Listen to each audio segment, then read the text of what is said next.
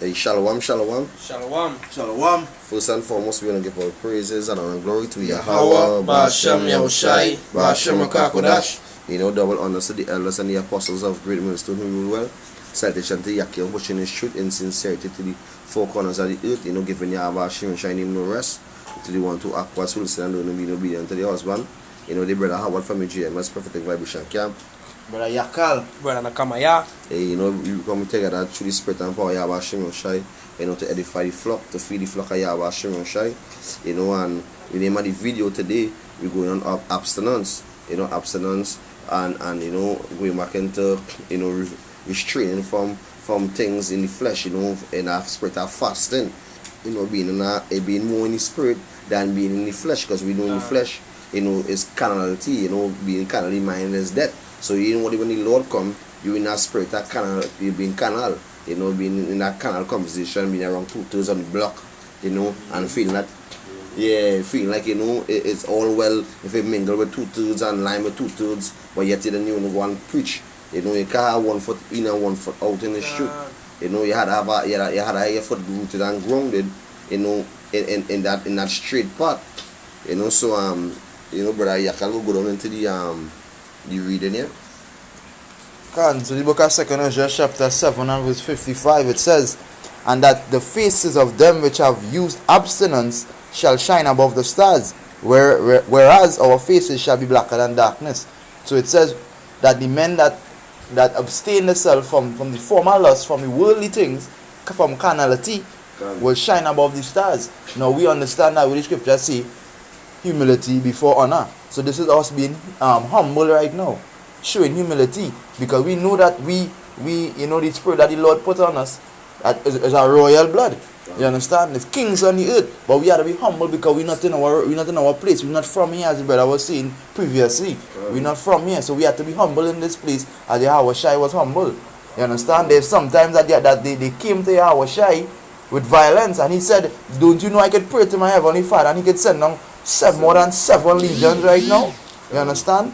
When Peter Joy saw the Yahweh Shai, it could have get carnal, but that wasn't his lot. No, the time. That was time and season for everything. Time and season, as the brother says. So it wasn't for we to get carnal, and that's our prime example, Yahweh Shai, right? So we know now that we living in a place where there's not in righteousness, where righteousness does not abound. So we have to be humble. We can't cling to the flesh and get pulled in by the flesh. You understand? They go to the 1 Peter 1 and 15. We get the precept one time. And I believe the brother have a precept after. 1 Peter 1 and verse 13. Right, it says, "Wherefore gird up your loins, gird up the loins of your mind, be sober and hope to the end of the grace that is to be brought unto you." So like, I said, good up your mind go back to you. You're a Kakodash, which is your spirit. Good up your spirit with what? With spiritual things, which is going back into what? Eating the rule. Eating the rule, wickedness within your mouth and within your belly, eat that book, being prophecy, do as the Lord, told you to do through the blueprint, through the scriptures. Love a brother like how you love yourself, follow the laws, statutes and commandments, follow the Sabbath days, go down into your fasting, be in the spirit of Yahweh Hashem Shai, as how he was when he was walking on the face of the earth. That's how we ought to be. Right, it says, "Wherefore gird up the loins of your mind, be sober and hope to the end for the grace that is to be brought upon unto you at the revelation of Yahweh Shai." Right? And the brother have a precept in the book of Galatians. Galatians 5 and verse 16. This I say then, walk in the spirit, and ye shall not fulfill the lust of the flesh. For the flesh lusteth against the spirit, and the spirit against the flesh, and these are contrary the one to the other, so that he cannot do the things that he would. But if he be led of the spirit, he are not under the law.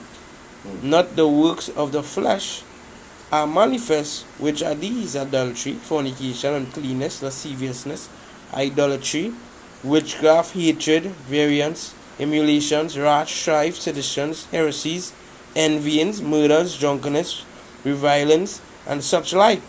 Of the revelings, yes, and such like, of the which I tell you before, as I have also told you in time past, that they which do such things shall not inherit the kingdom of Yahweh. And when you look at the world today, this is all you see, as the brother just listed. This is everything in the world. Now, as the brother was saying before, we need to abstain from this. Going back into the word abstinence, we have to abstain from this. Because you see now, as soon as you start to partake in this, you're becoming contrary even unto yourself. Now you have to go down in a fasting. Because your spirit, the scripture say that the spirit bear witness with our spirit that we are the children of the Heavenly Father. Now if it is we are them children, we are the children of the light. We cannot be walking in darkness, in the darkness. Because what it's saying in 2 Peter, I think it's 2:9, it say, I take you from the darkness into the marvelous light. And go back to the scripture, brother bring just now, they put it into the flesh and the spirit enmity one another. Because why? The flesh is do fleshly things, vanity, things of this world. But what the spirit doing, Colossians 3 and 2, it focusing on things above. God. And that way we have to focus on things above. But if you are your flesh overtaking you and you always in that spirit of the flesh, always working, never had time to come in the feasts, in holding the Sabbath day or feast and having time to come in hold a Sabbath, lacking in your videos, being focused, which is not being on fire, you in the flesh. Yeah. No matter where you turn and twist, you can't come and say, yeah, in the spirit, you in the flesh. You're the fuck in the flesh. Because the scripture say, how the brother just really say, walk in the spirit. Can. Now, many examples are walking in the spirit with understanding. Look at the apostles, for example. You understand? They go out week in, week out. Even in their age, they don't make an excuse. They come 100% because they in the cold. In season, out of season. Right? So they in the cold and you see them with the jacket on and they see that they're freezing, but they're doing the work. Because as the Hawashai said, my meat is to do the will of the Lord. Now what the will of the Lord is for us. You understand? The will of the Lord will be the things that the Lord commanded us to do. He commanded Peter, he said, feed my sheep. You understand? He tell us to be not hearers but doers. So it's not for we to just preach this thing but to apply it to our life seriously. You understand? Because you could be preaching for a serious amount of years and then the Lord sift you out your back in the world. So as the brother was saying before we fired up, he said pray always that you be part of that number, because we never know if we are part of that number. It's something that you want to be a part. So if you want to be a part, what you going to do? You go run. You go run that race. You say work out your salvation with fear and trembling. And when you see in Corinthians, 1 Corinthians 15:58, always abiding in the work. And you see, you're not unrighteous and forgetting labor. You understand? If you take care of the plow, that is it there. You understand? You ain't fit. So they had to always abound in the work. So now, the things you do now in the green, he will maintain in the dry.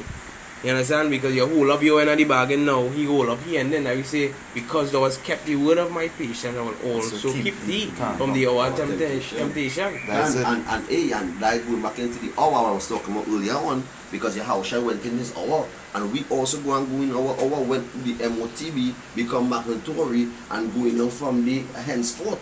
Because from the henceforth is one of the biggest prophecy, and then leading down into World War III and leading down into the going back into is in 2nd Ezra chapter 13, verse I think it's 28, when it say that day when the Lord will start to deliver them that dwell upon the earth, so all are leading down into the men who hold that abstinence, who endure. Because when you really think about it, the punks and them, the bug outs gonna be they that wasn't practicing that abstinence. They all them going and run to take this. But we know everything is predestination. But they that are run to take this, they know nothing about abstinence. Them fully 2 foot in the world. You understand? Their heart cling to the world more than anything else. You understand? Because you understand? They're fully in the world. They know nothing about abstinence, because to tell them, hey, you need to take this thing for your job. Okay. You need to take this for your child. Okay. You understand? That way, Lord say, if you love the world, you understand, the love of the Father is not in you. Love not the things of the world, you understand? Don't love the things of this world. All you have to do is use this world.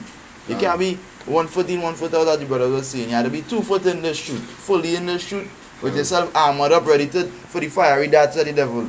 But because just by using wisdom, your mind is beyond these mortal thinking men, these carnally minded men. As I do a video on our mind is beyond this earth. Our thinking is beyond, because why we thinking about what spiritual things upon in the kingdom of heaven, things to come,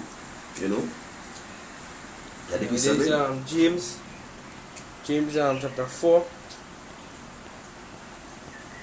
and verse 4 says, "Ye adulterers and adulteresses, know ye not that the friendship of the world is enmity with Yahweh? Whosoever back into the same spirit when Noah was warning them. After Noah was warning them and telling them, hey, to repent. And that is the watchword. Even if this are Noah saying that they repent. They can be like Ark 40 years. The flood coming, the destruction coming, and they repent. But what it was in giving in marriage, in drunkenness, you understand? In lust of this world. What says, whosoever therefore will be a friend of the world is the enemy of Yahweh. I'm going to jump down to verse 7. It says, submit yourselves therefore to Yahweh, resist the devil, and he will flee from you. Draw nigh to Yahweh, and he will draw nigh to you. Cleanse your hands, ye sinners, and purify your hearts, your mind, ye double-minded. Because men double-minded believe they could have one foot in, one foot out. They could believe they could be in the world, link with two-third, and then come and bang and bang and bang. No, it don't work so there. Scripture say, evil communication is corrupt good manners. So beyond wrong them too much, they will want to do the things. Them go do, and the little experience that I have, in this walk I have, I cut off two-thirds. I cut off all friend, all linking. Because that spirit, they try to draw you back. It's like a virus. You understand?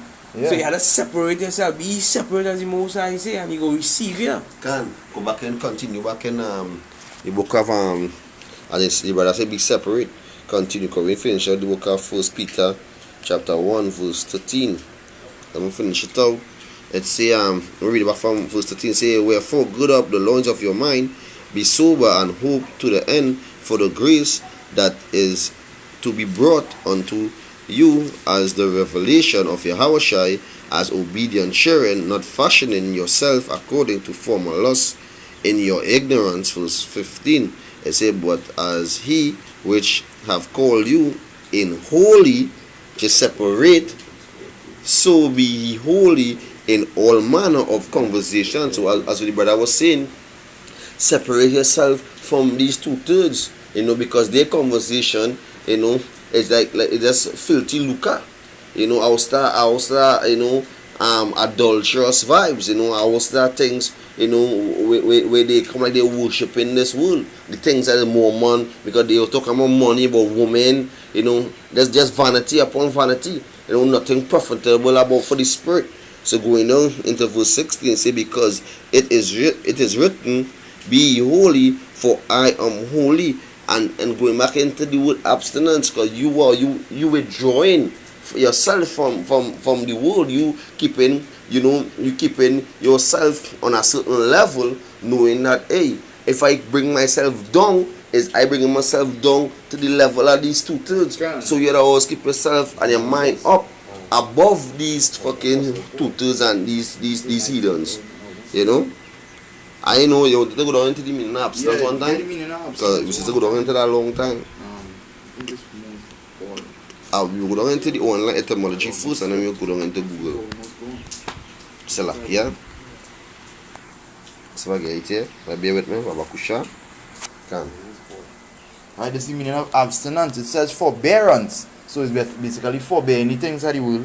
It says in indulgence. Because understand this. You're doing something, right? You're in the world. What's in the world? You're using the world. But you're not in the world, as they say, you're partaking in everything that the world partaking in. You have to go to work. You understand? You might have to associate yourself with two-thirds. As the brother say, he don't naturally link with two-thirds on that vibration, because what the scripture says, it say, be continually with a godly man, whom thou knowest to keep the commandments. Right? That is something faulty. Right? So if you continue to go the man who you know keeping the commandments, what your vibration gonna be? Keeping the commandments, you're gonna be pushing a vibration where you wouldn't go off. You have, because you are around the earthly angels. You are around the men of the Lord who you know they walking just as you, as I was telling her, but I don't like to be around men who I can't pray with. You understand? And that's something that I take to myself serious. Right? The scripture says where two and three are gathered, Yahweh shall in the midst. You understand? So and then the scripture says the angel encamp around those that fear the Lord. So now that's different vibration. The angels be around, Yahweh shall around. So you know, it's a whole different vibration. Back then, if a man frightened to go to war, they go say move here from around the rest of men. Because he vibration gonna come on the rest of men. He come like the rotten grapes. And this, the spoily old bunch. And that yapa, he said the one of the rotten grapes or apple to spoil the whole bunch. You understand? And basically, we are in war. We in war every day. As the scripture say, we battle not against flesh, but against spirits. So it's spirits we war in every day. So if you know it's spirits you're up against, you had to be spiritual. You had to be spiritual. Because you can see them spirits. So you know you had to walk, as the scripture says in Galatians, you had to walk in the spirit. So you wouldn't do the thing in the flesh, because them demons them will be coming in your mind now. And even and when you say this, so yapa, because we back into even enchantments. Because I know what some brothers, I just see them when they come in, I just see the spirits on them. I just know when they're trying, because certain things they're gonna bring up just so. You're there going good just so, there's somebody come and trying to give you a complaint about something where it's so petty. You know what I will do? I will do it. Alright. I will do whatever it is to please you, to please me. So it come like it ain't been an obstacle and you're able to say, well, I do this or I do that. And I leave it so, or I leave it like that. So I will do it, you know, just to kill that small talk, or you know, to brush up that spirit. To say, alright, one obstacle gone. You know, I jump over that obstacle course. You know, I ain't had time to go down into that reeling for reeling and you know, that disagreement, and you know, cause them things the least. You know, go ahead. Yeah, I'm on it. Go ahead. Precept here is Colossians 3 and verse 5. It says, mortify therefore your members which are upon the earth, fornication, uncleanness, inordinate affection, evil concupiscence, and covetousness, which is idolatry. For which things sakes the wrath of Yahweh cometh on the children of disobedience, in which he also walked sometime when he lived in them. But now he are also put off all these: anger, wrath,